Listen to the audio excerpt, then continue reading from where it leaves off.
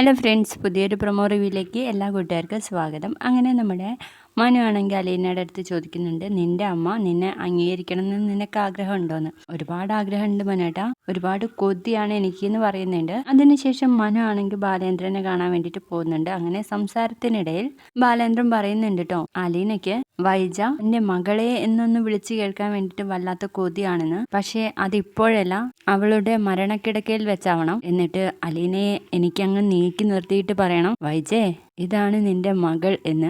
കാരണം ഇപ്പൊ തന്നെ അറിഞ്ഞു കഴിഞ്ഞാല് ഒന്നുകിൽ അവിടെ ഡിവോഴ്സ് നടക്കും. അലീന ആരാണെന്ന് അറിഞ്ഞാൽ ബാലേന്ദ്രനും വൈജയന്തിയുടെ കൂടെ ജീവിക്കില്ല എന്ന് പറഞ്ഞിട്ടുണ്ടല്ലോ. അതുകൊണ്ട് തന്നെ വൈജ മരിക്കുമ്പോഴേ അത് അറിഞ്ഞാൽ മതി എന്നാണ് നമ്മുടെ ബാലേന്ദ്രൻ പറയുന്നത്. പിന്നീടാണെങ്കിൽ ശിവനും രാജീവനും ഹോസ്പിറ്റലിൽ എത്തുന്നു. എന്നിട്ട് വൈജയുടെ അടുത്ത് പറയുന്നുണ്ട്, ഞങ്ങൾ അലീനയെ ബാലേന്ദ്രന്റെ മകളായിട്ട് അംഗീകരിച്ചിട്ടുണ്ട് എന്ന്.